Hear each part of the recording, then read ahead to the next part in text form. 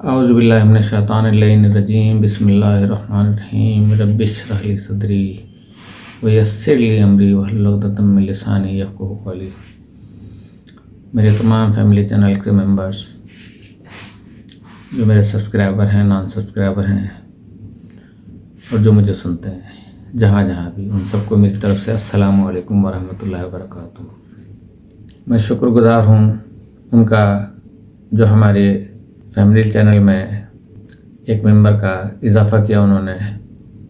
میں ان کو خوش آمدید کہتا ہوں اور امید کرتا ہوں آپ سب لوگوں سے کہ میرے پروگرام کو سبسکرائب کریں گے۔ یہ تو آپ کا اپنا پروگرام ہے، آپ کا اپنا چینل ہے اور میرا مقصد صرف یہ ہے کہ آپ تک سچ پہنچاؤں، چاہے وہ ہمارے مسلمانوں کے درمیان کئی سو سالوں سے چل رہی ہوں یا آج چل رہی ہوں۔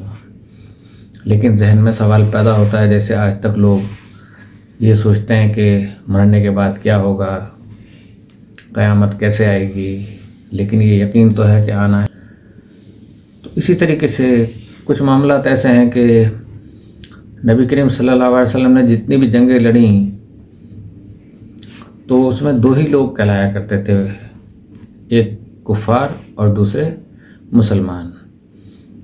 اب اس کے بعد یہ فرقہ بندیاں کس طریقے سے ہوتی چلی گئیں، اس کے بارے میں تھوڑی سی تحقیقات ہیں، آپ کے گوش گزار کر رہا ہوں۔ لیکن گوش گزار کرنے سے پہلے میں نے آپ کو سلام بھی پیش کرنا ہے، تو السلام علیکم ورحمۃ اللہ وبرکاتہ۔ تو انشاءاللہ میں جو آپ سے کہوں گا سچ کہوں گا، سچ کے سوا مجھے پھر میں اللہ تعالیٰ کو بھی جواب دوں، آپ لوگوں کو بھی جواب دوں گا قیامت کے دن۔ تو آج ہم ایک ایسے سلسلے کو لے کے چلتے ہیں کہ جو متنازع بالکل بھی نہیں ہے، لیکن آپ کے اذہان انشاءاللہ کھل جائیں گے کہ شیعہ اثنا عشری اور اسلام میں فرقہ واریت۔ یہ ایک ایسا موضوع ہے کہ جو بہت عرصے سے لوگوں کے اذہان میں ایک خلفشار اور پریشان ہے کہ یہ کیوں ہے۔ تو ہر مسلمان جانتا اور مانتا ہے کہ اسلام میں کسی فرقہ واریت کی تو کوئی گنجائش نہیں ہے، آپ بھی جانتے ہیں، میں بھی جانتا ہوں، اور نہ حیثیت ہے۔ اللہ کا حکم ہے کہ واعتصموا بحبل اللہ جمیعا ولا تفرقوا، کہ اللہ کی رسی کو مل کر آپس میں تھام لو۔ سورہ آل عمران آیت نمبر 103 میں ہے۔ پھر اس کے بعد اللہ تعالیٰ فرماتا کہ ان الدین عند اللہ الاسلام، اللہ کا پسندیدہ دین صرف اسلام ہے۔ سورہ آل عمران آیت نمبر 19۔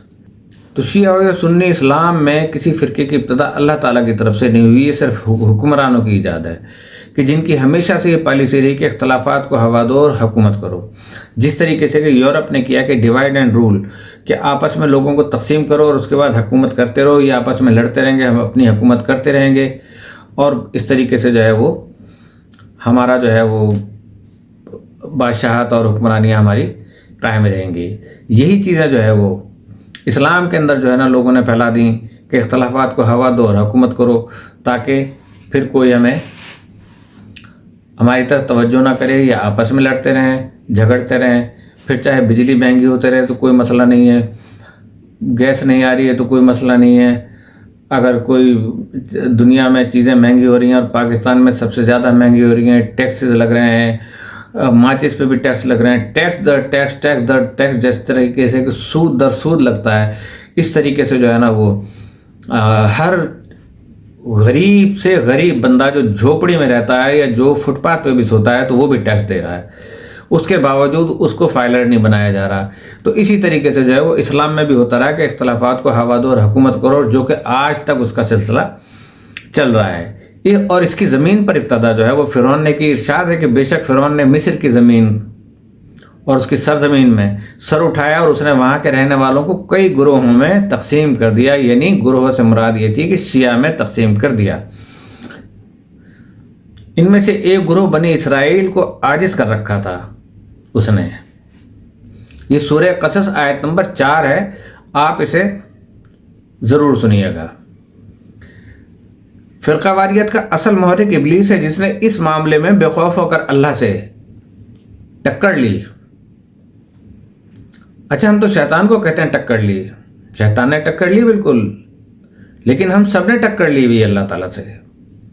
لیکن ہمیں خوف خدا نہیں ہے، اس لیے کہ ہم شیطان کے پیروکار بن چکے ہیں، ہم نبی کے پیروکار نہیں ہیں، ہم فرقے بندیوں کے مارے ہوئے ہیں، سب کے امام الگ الگ ہیں، اور اس کی حکم عدولی کرتے ہوئے آدم کو سجدہ کرنے سے انکار کر دیا، جس میں جنات کی قوم نے اس کا ساتھ دیا۔ ظاہر ہے کہ وہ جن تھا، حالانکہ اسے اللہ کی قدرت مطلقہ کا علم تھا، وہ جانتا تھا کہ اللہ نے زمین و آسمان کی تخلیق میں نہ کوئی فرشتوں سے کام لیا نہ جنات سے، اور تمام کائنات بشمول ملائکہ اور جنات کو اپنی قدرت کاملہ کن فیکون سے خلق کیا۔ ملائکہ اس وقت صرف اللہ کی تسبیح و تصدیق میں مصروف رہتے تھے، دنیا کے انتظامی امور تو ان کو زمین پر آدم اور اولاد آدم اور جنات کو آباد کرتے وقت ہی سونپے گئے۔ ابلیس کا دعویٰ فضیلت بھی بغیر کسی سند کے تھا، جیسے دنیا دار لوگ آج بھی خط و کتابت اور درخواست بازی میں لوگوں کو فضیلت مآب بناتے رہتے ہیں۔ عجیب، مجھے سمجھ میں نہیں آتا، معزز آپ بھی ہیں، معزز میں بھی ہوں، مائی لارڈ میں بھی ہوں، مائی لارڈ آپ بھی ہیں، لیکن ایک مخصوص ادارے کے لوگوں کو جو ہے نا معزز فلاں، معزز فلاں صاحب، معزز فلاں صاحب، کیا اسلام میں اس کی گنجائش تھی کہ قاضی کو ایسے بلایا جاتا تھا کہ مائی لارڈ، معزز قاضی کی عدالتیں، معزز فلاں؟ ہر شخص اپنے گھر میں اپنی ذات کے اندر معزز ہے، اور ہر شخص کی توہین ہے، چاہے وہ، کیونکہ خود اپنی ذات میں ایک ادارہ ہے۔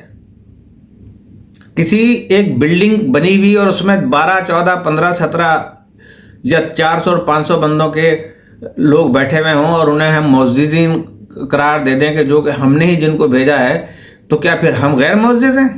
قطعاً نہیں ہو سکتے غیر معزز۔ لہٰذا ہر شخص معزز ہے، ہر شخص اپنی ذات میں ایک ادارہ ہے، اس کے اندر جو ہے حکمرانی چلتی ہے، وہ اندر سے لفظ لوامہ یا نفس امارہ کا غلام ہوتا ہے۔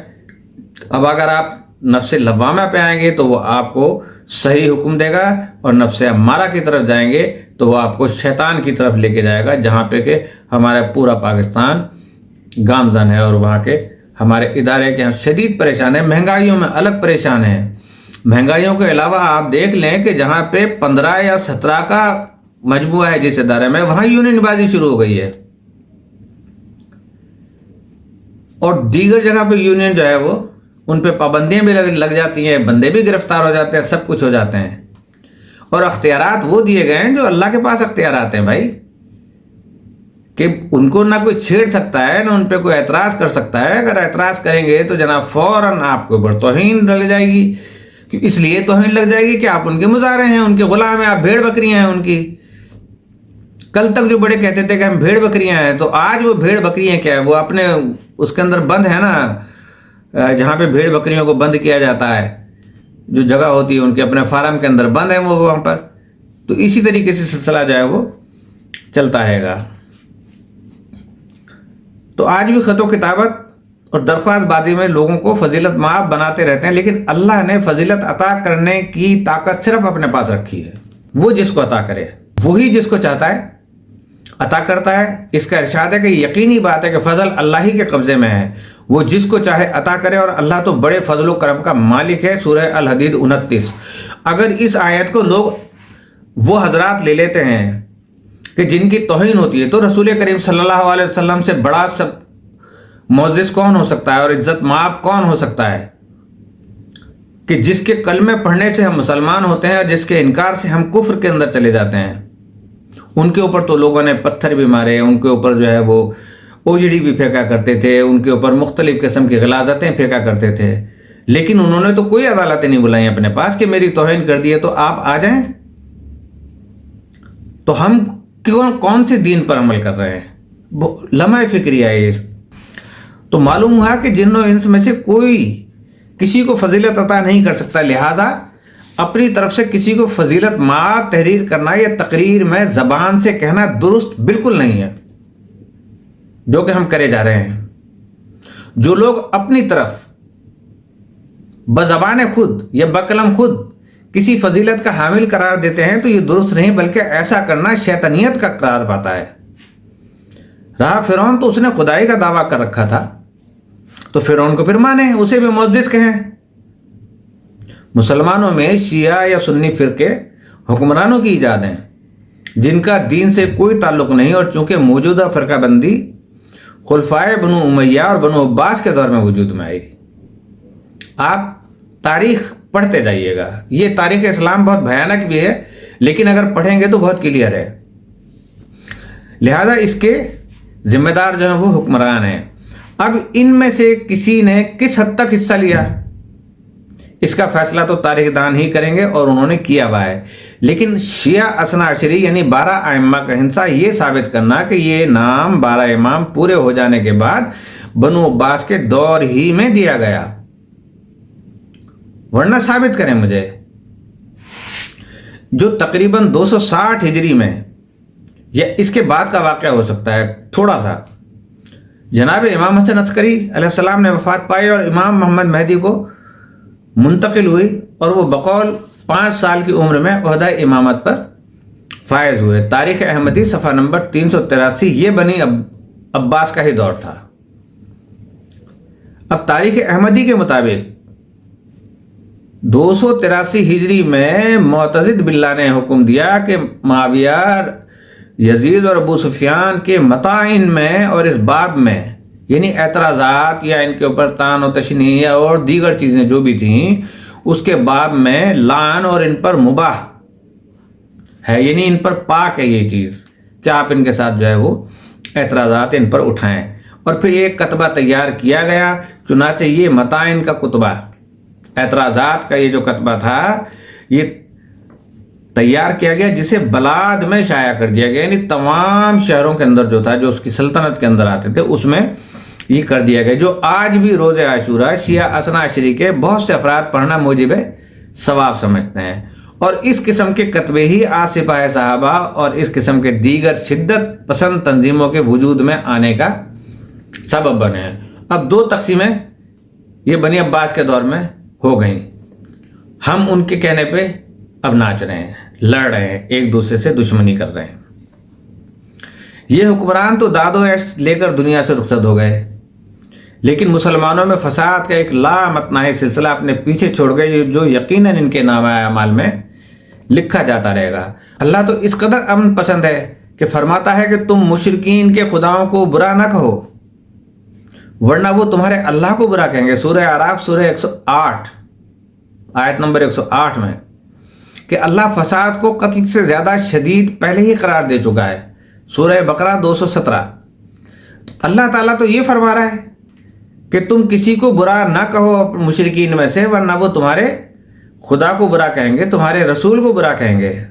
لیکن جو بات کے حکمرانوں نے کیا اور جس پہ ہم عمل پیرا ہیں آج بھی، ان ساری باتوں کا تعلق دین اسلام سے بالکل نہیں ہے۔ جو لوگ دانستہ یا نادانستہ طور پر اس قسم کے عمل کو اپنانے کے ذمہ دار ہیں، یہ ان کا اپنا انفرادی فعل ہے جس کے لیے وہ اللہ کے سامنے جواب دہ ہیں، اور انشاءاللہ تعالی ہوں گے۔ اللہ ہی ہر آدمی کو اپنے عمل کا ذمہ دار قرار دیتا ہے۔ سورہ سجدہ آیت نمبر 46 اور سورہ مومن آیت نمبر 40۔ اور نہ دین میں کوئی زبردستی ہے، آیت الکرسی لا اکراہ فی الدین۔ اس طرح وہ افراد جو اس قسم کے فسادات میں اور اس فسادات کا سبب بنتے ہیں، کسی طور شریک رہے ہیں، وہ اس کے ذمہ دار ہیں، چاہے وہ کسی بھی مسلک سے اب تعلق رکھتے ہوں، کیونکہ فرقے تو تسلیم کر لیا نا، بنی عباس کی تو دونوں نے مان لی۔ باشعور انسان صاحب ایمان ایسے اقدامات کو مستحسن نگاہ سے نہیں دیکھ سکتا۔ اللہ نے یہ آگاہ فرما دیا ہے کہ ایسے تمام رہنما، پیشوا اور ائمہ جو اس کے منتخب کیے ہوئے نہیں ہیں، اپنی پیروی کرنے والوں سے روز قیامت اپنا پیچھا چھڑائیں گے۔ آج بھلے آپ ان کو مانتے رہیں، سب کچھ کرتے رہیں، روز قیامت آپ ان سے پیچھا چھڑاتے پھریں گے کہ جن کے پیچھے ہم لگے تھے آج کہتے ہیں وہی ہم تو خود پیاسے ہیں، اور بچش میں خود عذاب کو دیکھیں گے کہ ان کے باہمی تعلقات ٹوٹ جائیں گے، اور پیروی کرنے والے کہنے لگیں گے کہ اگر کہیں پھر دنیا میں پلٹنا پڑے تو ہم ان سے الگ ہو جائیں۔ کیوں؟ آج آپ کو اللہ نے عقل سلیم دی ہے، عقل استعمال کریں اور ابھی سے اپنی راہیں ان سے جدا کر کے اور اللہ کے راستے پہ آ جائیں، صراط مستقیم پہ آ جائیں، جو کہ آپ ہر وقت نماز میں پڑھتے رہتے ہیں۔ تو جس طرح عین وقت پر یہ ہم سے الگ ہو گئے تھے، سورہ بقرہ آیت نمبر 166 167، یہ میں آیات بتا رہا ہوں آپ کو، میں اپنے جملے اپنی طرف سے نہیں بتا رہا۔ تو اے رسول کہہ دو کہ ہم اللہ پر ایمان لائے ہیں اور اس پر جو ہم پر نازل کیا گیا اور جو صحیفے نازل ہوئے ہیں ابراہیم پر، اسماعیل اور یعقوب پر، اور جو کتاب عیسیٰ اور موسیٰ کو دی گئی اور دیگر پیغمبروں کو جو ان کے رب کی طرف سے دیا گیا ہے، تو ہم تو ان میں سے کسی میں بھی تفریق نہیں کرتے، اور مسلمان اللہ ہی کے فرما بردار ہیں۔ سورہ بقرہ آیت نمبر 136 اور 138۔ ہم نے آدم، نوح، آل ابراہیم اور آل عمران کو مصطفیٰ کیا، آل عمران آیت نمبر 33۔ اب میں آل کے فقط دو لوگوں کو، ابراہیم اور عمران کو مصطفیٰ کہا گیا ہے۔ آل عمران کو الگ ظاہر کرنے میں اللہ کی کچھ حکمت ہے، کیونکہ آل ابراہیم میں تو دونوں شامل ہیں، یعنی عمران جناب مریم اور عیسیٰ آل ابراہیم ہی ہیں۔ حکمت یہ معلوم ہوتی ہے کہ حضرت ابراہیم اور حضرت اسماعیل جب خانہ کعبہ کی بنیادیں بلند کر رہے تھے تو دعا مانگتے جاتے تھے کہ پروردگار ہماری یہ دعا قبول فرما، بے شک تو ہی دعا کا سننے والا ہے۔ اے ہمارے رب، ہمیں اپنا فرما بردار بندہ امت مسلمہ تک بنا اور ہماری اولاد میں ایک گروہ پیدا کر جو تیرا فرما بردار ہو۔ اب وہ گروہ کیا تھا؟ یہاں پہ اس کو شیعہ لکھا گیا ہے۔ اس کا مقصد یہ نہیں کہ وہ یہ شیعہ ہیں، یہ بھی گروہ ہے تو شیعہ ہیں، آپ لوگ بھی گروہ ہیں تو شیعہ ہیں۔ اس وقت میں اگر یہ کہوں کہ پوری دنیا کے اندر ہم سب گروہ بندی میں ہیں، گروہ در گروہ بن چکے ہیں، یہ سب کے سب شیعہ ہیں اپنی اپنی اس کے، جیسے کہ اس دور میں بھی شیعہ نے معاویہ بھی کہلاتے تھے، شیعہ نے علی بھی کہلاتے تھے، شیعہ نے عثمان بھی کہلاتے تھے، شیعہ نے یزید بھی کہلاتے تھے۔ تو یہ فرقے بندی کرنے کی ضرورت ہی نہیں ہے کہ بھائی کون بریلوی ہے، کون دیوبندی ہے، کون شیعہ ہے، کوئی سنی ہے، کون کیا ہے، سب شیعہ ہیں، اس لیے کہ سب میں گروہ بندی ہے۔ اور ہم کو ہمارے حج کی جگہ دکھا دے اور ہماری توبہ قبول فرما، بے شک تو ہی توبہ قبول کرنے والا ہے اور مہربان ہے۔ اور اے ہمارے رب، انہی میں سے ایک رسول بھیج جو ان کو تیری آیات پڑھ کر سنائے اور علم اور کتاب اور حکمت کی تعلیم دے، اور تو ان کو پاک کر دے، بے شک تو ہی غالب اور صاحب تدبیر ہے۔ اس دعا میں حضرت اسماعیل کی شرکت یہ فیصلہ کرتی ہے کہ جس آل ابراہیم کو مصطفیٰ کیا گیا وہ اولاد اسماعیل ہے، اور جس میں آل محمد کے علاوہ عملاً کوئی شامل نہیں ہے، کیونکہ ان میں کوئی ایسا فرد بھی شامل نہیں جو ظالم ہو۔ سورہ بقرہ آیت نمبر 34۔ اس کے علاوہ اللہ نے اسماعیل کی اولاد میں حضرت تک کوئی بھی نبی مبعوث نہیں فرمایا۔ سورہ قصص آیت نمبر 45۔ اب جبکہ حضرت عمران اور مریم آل اسحاق یعنی بنی اسرائیل ہیں، اللہ نے عیسیٰ کو بھی علم، کتاب اور حکمت عطا فرمائی ہے اور توریت اور انجیل سکھائیں، مائدہ نمبر 1 مائدہ آیت نمبر 110۔ اس طرح آل اسماعیل میں وہ فرما بردار گروہ سوائے حضرت علی اور ان کے 11 فرزندوں کے کسی اور کو قرار دینے کی کوئی گنجائش نہیں رہتی۔ البتہ ان آیات کی روشنی میں یہ واضح نہیں کہ شیعہ حضرات صرف 12 ائمہ کی ہی اطاعت کیوں ضروری سمجھتے ہیں، اور ان ائمہ کو جو بنی اسرائیل میں سے بنائے گئے تھے کیوں نظر انداز کرتے ہیں، جبکہ اللہ تعالیٰ کی کتاب کسی میں تفریق نہیں پیدا کرنے کی اجازت دیتی۔ ملاحظہ ہو سورہ بقرہ آیت نمبر 136، سورہ انعام آیت نمبر 84 اور 90۔ بنی اسرائیل کے ائمہ کی تفصیل ان آیات میں یہ ہے کہ ہم نے ابراہیم کو اسحاق سا بیٹا، یعقوب سا پوتا عطا فرمایا، ہم نے سب کی ہدایت کی، اور ان سے قبل نوح کی بھی ہم نے ہدایت کی، اور ابراہیمی کے اولاد سے داؤد، سلیمان، یوسف، موسیٰ اور ہارون کی ہدایت کی، اور زکریہ، یوسف اور الیاس کی ہدایت کی، اور اسماعیل، الیسی، یونس اور لوط کی ہدایت کی، اور سب کو سارے جہانوں پر فضیلت دی، اور ان کے باپ داداؤں اور ان کی اولادوں اور ان کے بھائی بندوں کو منتخب کیا اور صراط مستقیم کی ہدایت کی، پس تم لوگ بھی ان کی ہدایت کی پیروی کرو۔ اے رسول کہو کہ میں تم سے رسالت کی کوئی مزدوری نہیں مانگتا، یہ تو سارے جہان کے لیے صرف نصیحت ہے۔ یہ سورہ انعام کے اندر ہے۔ آیہ مودت میں بھی اجرت طلب کی گئی تھی، وہ سورہ شورى آیت نمبر 23 میں ہے۔ تو اے رسول پر از حکمت قرآن کی قسم تم بلا شبہ پیغمبروں میں سے ہو اور صراط مستقیم پر ہو۔ سورہ یاسین آیت نمبر 1۔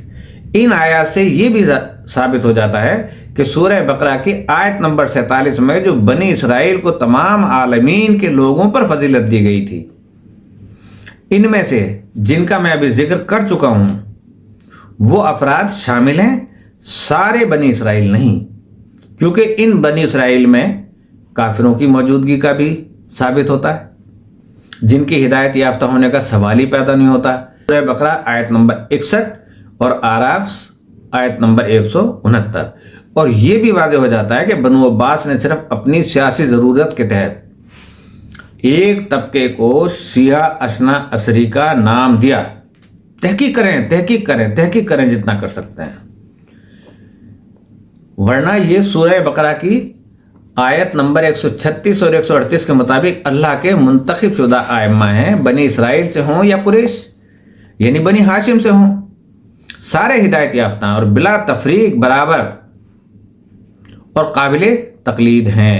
ان سب پر ایمان رکھنا یکساں طور پر ضروری ہے، اور انہی کے لیے سورہ الحمد میں ارشاد ہوتا ہے کہ ہمیں ان کے راستے پر چلا جن پر تو نے اپنی نعمت نازل کی۔ اس کے علاوہ ارشاد ہے کہ تمہیں عنقریب معلوم ہو جائے گا کہ صراط مستقیم والے کون لوگ ہیں۔ طٰہٰ آیت نمبر 135۔ ان صراط مستقیم والے افراد سے یقیناً وہ ہدایت یافتہ ائمہ وغیرہ مراد ہیں جن کی تقلید کے ذریعے اللہ اسلام کو فروغ دینا چاہتا تھا اور چاہتا ہے، مگر دنیا والوں نے جب ایسے افراد کو قتل کرنا شروع کر دیا تو پھر اللہ نے ان کو چھپا دیا۔ اس کے ثبوت میں یہ آیات کافی ہیں کہ اے رسول ان بنی اسرائیل سے پوچھو کہ اگر تمہارے بزرگ ایماندار تھے تو ماضی میں انبیاء کو کیوں قتل کرتے تھے۔ سورہ بقرہ آیت نمبر 91۔ اس کے بعد بنی اسرائیل پر رسوائی اور محتاجی کی مار پڑی اور ان لوگوں نے قہر خداوندی کی طرف پلٹا دکھایا۔ یہ اس سبب سے ہوا کہ وہ لوگ اللہ کی نشانیوں یعنی آیت اللہ سے انکار کرتے تھے اور رسولوں کو ناحق قتل کرتے تھے اور نافرمانی اور سرکشی کرتے تھے۔ سورہ بقرہ آیت نمبر 61۔ پھر ان کے بعد کچھ ناخلف جانشین ہوئے جو کتاب خدا توریت کے تو وارث بنے، مگر لوگوں کے کہنے سے احکام خدا بدل کر کمینی دنیا کے سامان لے لیتے ہیں اور کہتے ہیں کہ ہم تو عنقریب بخش دیے جائیں گے۔ سورہ آراف 169 میں ہے یہ بھی۔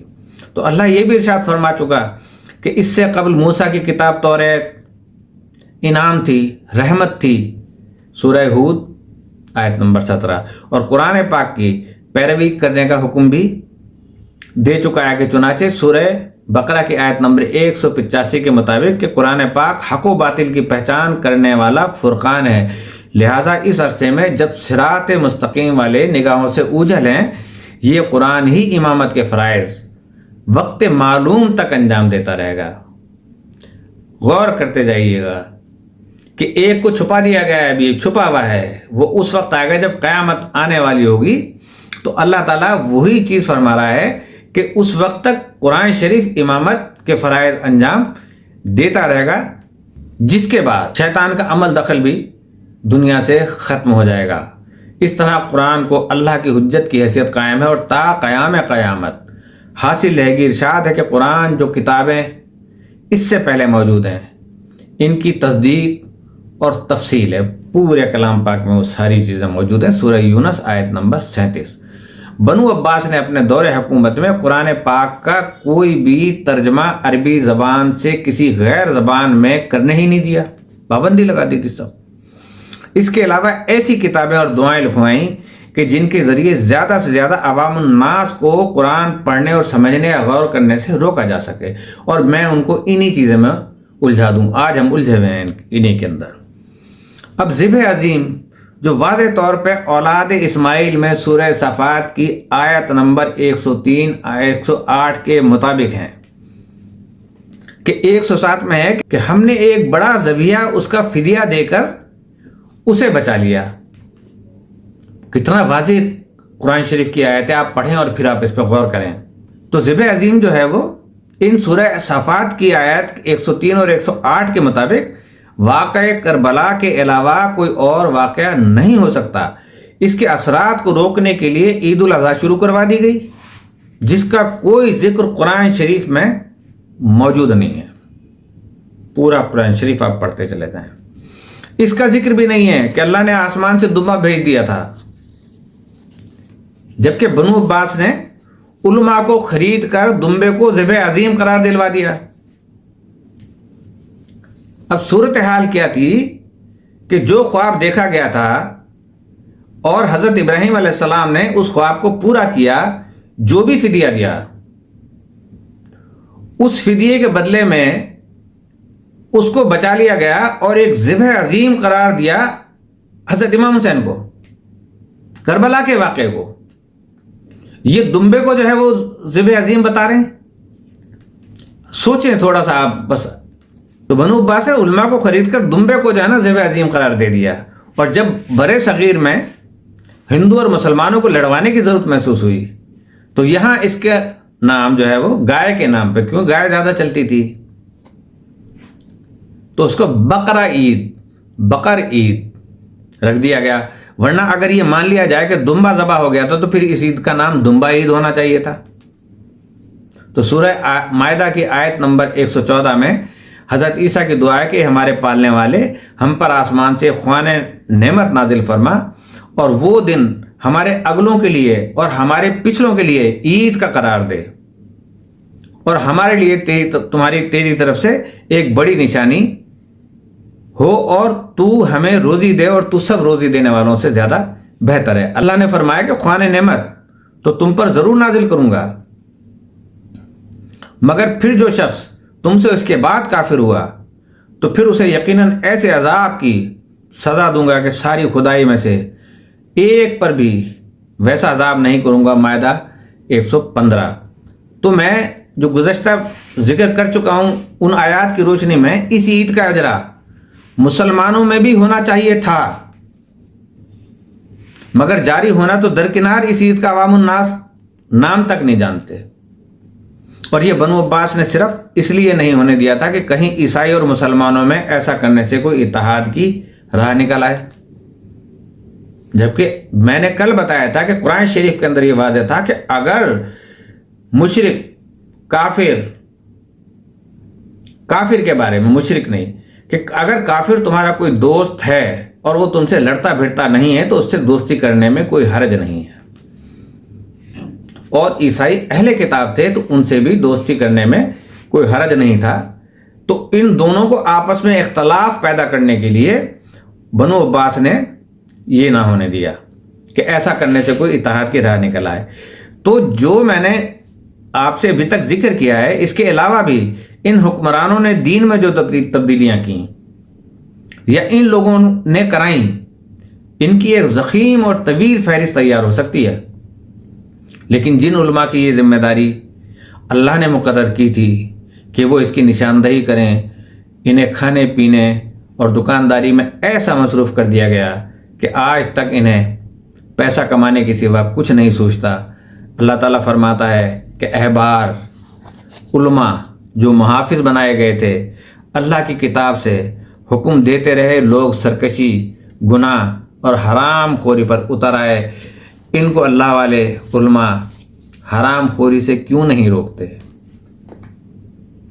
جو درگزر یہ علماء کرتے ہیں نہایت ہی بری ہے۔ مائدہ آیت نمبر 63۔ آج اتنا ہی، اس کے بعد اگلے اسی سے منسلک چلیں گے انشاءاللہ کہ سید اور علوی صاحبان، یہ ہمارا اسی سے منسلک ایک موضوع ہوگا۔